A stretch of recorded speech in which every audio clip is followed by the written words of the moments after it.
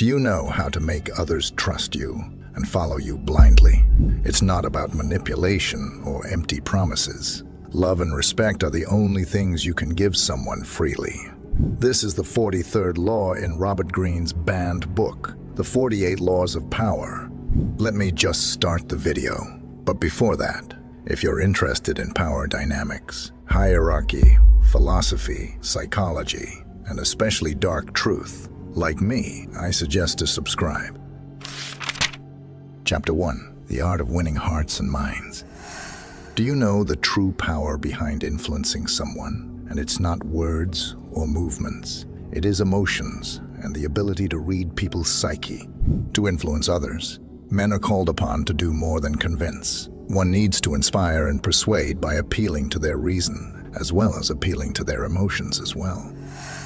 In a nutshell, people want to be accepted and appreciated. So important, and at the same time, so elusive feelings like love and respect can turn relations and perceptions upside down. They are gifts which cannot be forced or intimidated into being received. When given genuinely, they form a bond of trust that writing is incapable of forming. This principle originated from the perception that there is something in every human being that makes him or her feel the need of someone.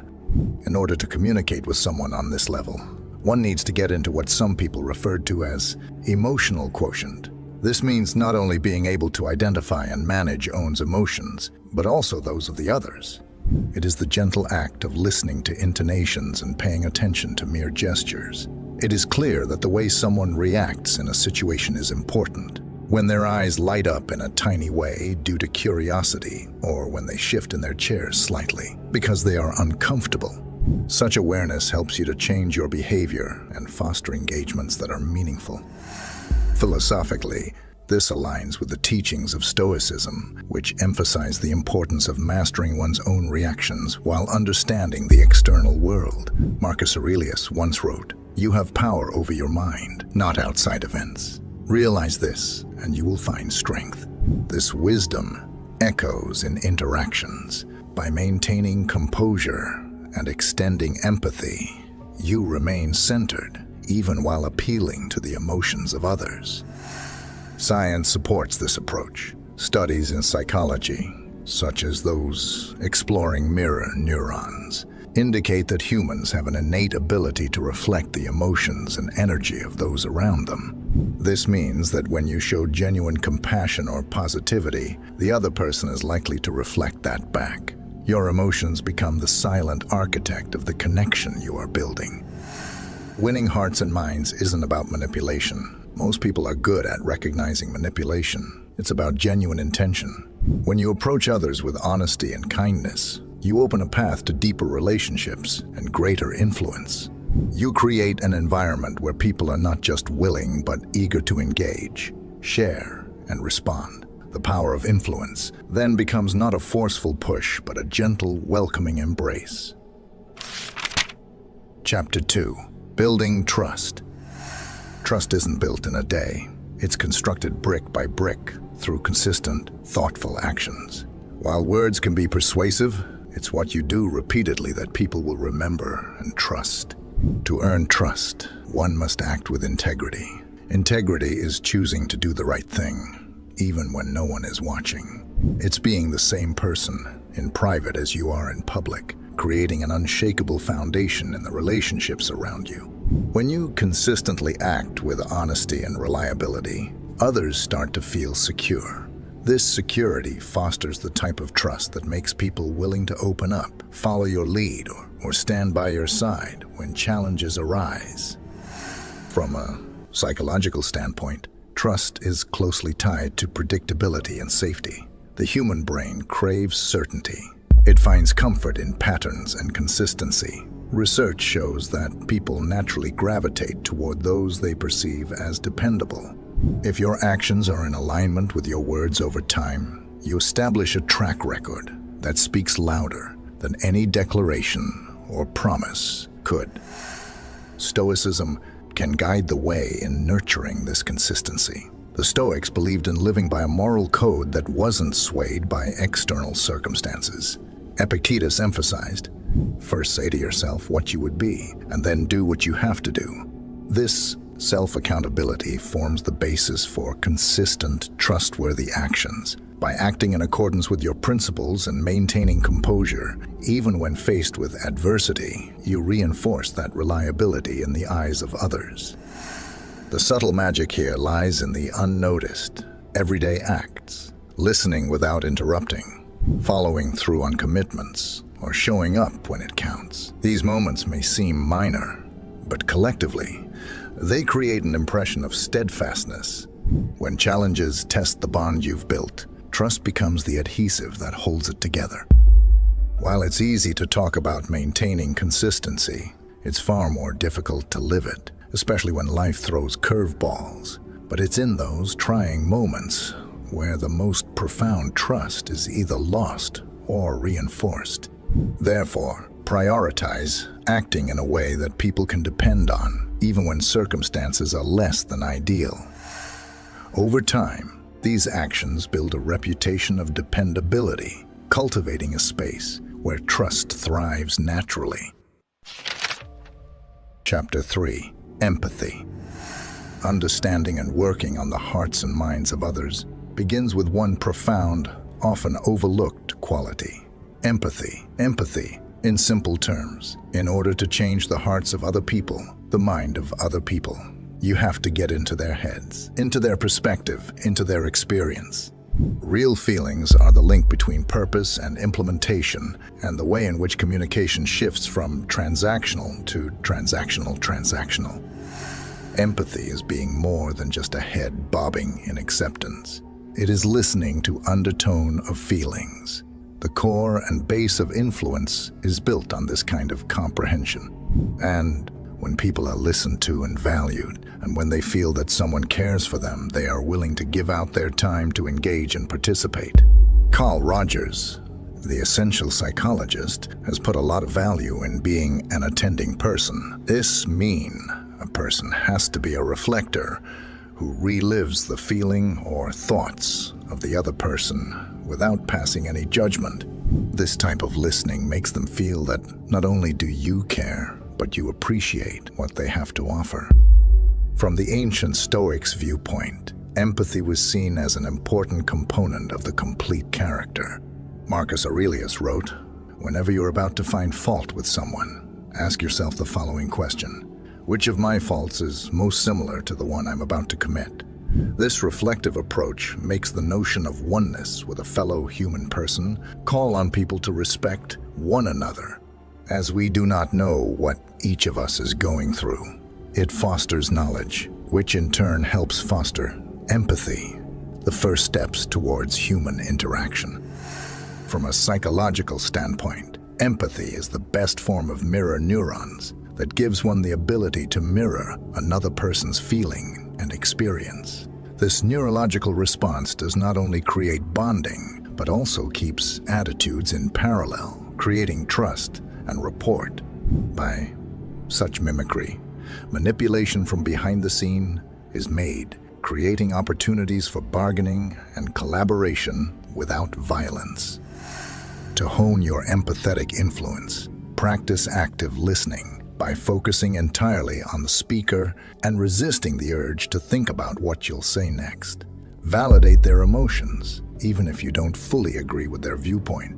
For example, saying, "I can see why you'd feel that way," goes a long way in showing understanding. Your intention should be to genuinely comprehend, not to manipulate. Influence, born from authentic empathy, carries ethical weight and respects autonomy.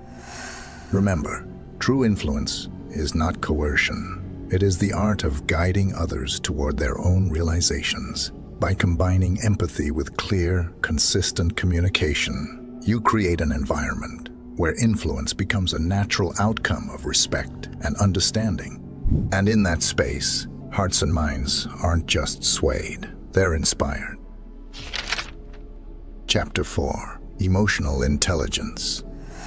In the realm of influence, emotional intelligence, EQ, acts as the backbone. Whereas logic can provide for solutions to most sorts of issues, Emotional intelligence, the one that charts the topography of human relationships, making it a very important weapon for those interested in working on the psyche of the people. Emotional intelligence is a self and social awareness that enables an individual to accurately perceive and appraise his own emotions, as well as those of others, and to skillfully regulate his own emotions, as well as the emotions of those in the surrounding ecosystem. One that can go unnoticed and overlooked, but when practiced right, can greatly change the way you interact with people. Though it should be noted that empathy is not just about sensing others' feelings. It is about mastering relationships, communication, negotiations, and cooperation. In contrast, an emotionally intelligent leader can pick up subtleties of the conversation that are on the emotional level and give a response on that level. This does not equal to pandering to anybody or turning a blind eye to trouble. It means addressing it and moving on. The Stoics also touch on this when they emphasize self-awareness and self-mastery. Epictetus famously said, "No man is free who is not master of himself." This aligns closely with the pillars of emotional intelligence, self-regulation, and awareness. When you can identify your emotional triggers and manage your reactions, you maintain composure, even under stress. This stability builds trust, showing others that you are not easily rattled, which, in turn, fosters an atmosphere of reliability. From a psychological standpoint, research by Daniel Goleman, who brought EQ to the mainstream in the 1990s, shows that leaders with high emotional intelligence are more effective. They create environments that encourage growth, trust, and resilience. This is because their communication is not only clear, but emotionally tuned, meaning they can motivate and inspire rather than dictate. This draws people in, aligning their interests with yours, not out of obligation, but genuine enthusiasm. To apply emotional intelligence in your day-to-day life, start with self-reflection. After difficult interactions, review your responses and identify moments where emotions took control. Was there a better way to respond? Regularly practicing mindfulness can enhance self-awareness, making it easier to recognize and adjust your emotional state in real time. Furthermore, develop social skills by practicing active feedback. Instead of saying, "You're not listening to me," you could phrase it as, "I feel unheard when I don't get a response." This subtle shift fosters a less defensive reaction, keeping the conversation open and constructive. Emotional intelligence isn't just an abstract concept. It's a dynamic skill set that integrates into every conversation and decision. It moves relationships beyond superficial exchanges and anchors them in mutual respect and trust. With strong EQ, you don't merely lead, you inspire, creating a space where others want to listen, learn, and grow alongside you. Chapter 5. Authenticity and consistency. Influence is earned, or rather, trust is the form of payment which is required to influence others. Without it, people are immune to even the best presented and reasoned ideas. If one wants to garner the support of others, he must earn their trust, and that only comes from sounding authentic and steady.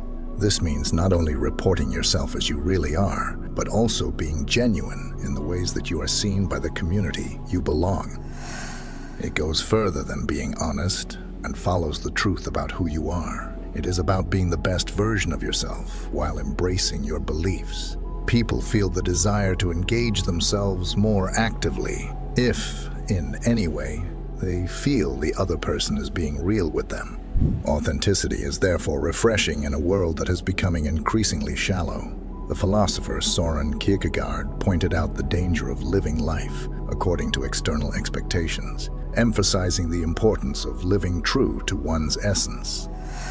While candor is what makes the company genuinely appear to be one thing, consistency is what keeps it appearing to be that way over time. Trust is like seeds that have to be watered. It has to be earned through consistent behaviors that support what has been said. When a leader is inconsistent, when he or she goes round and round in circles and speaks one thing to one group of people and something completely different to another, then people learn to expect the worst, and that is distrust.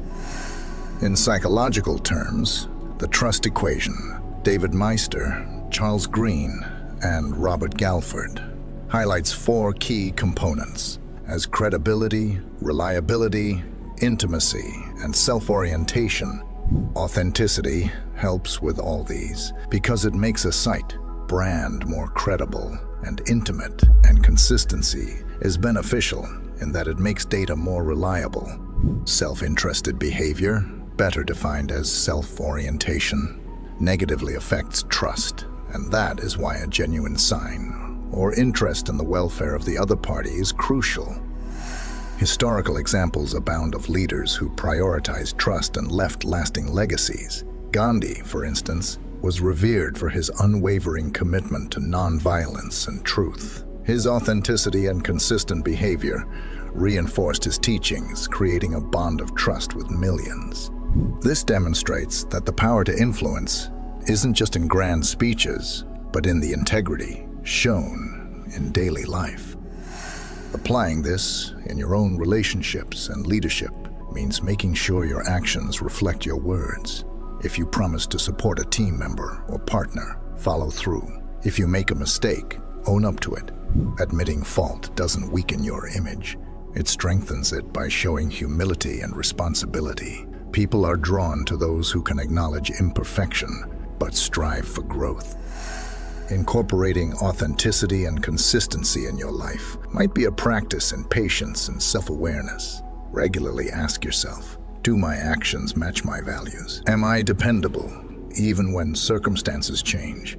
With time, these habits become second nature, shaping not only how others see you, but how you perceive yourself. Trust, then, becomes not just something you hold with others, but a cornerstone of your character.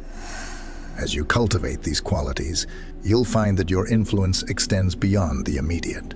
You won't just lead conversations, you'll inspire movements, invite loyalty, and leave a legacy grounded in truth. I hope you enjoyed this guide. Law 43 doesn't promote manipulation. Love and respect are the only things that you can give someone free. Until next time.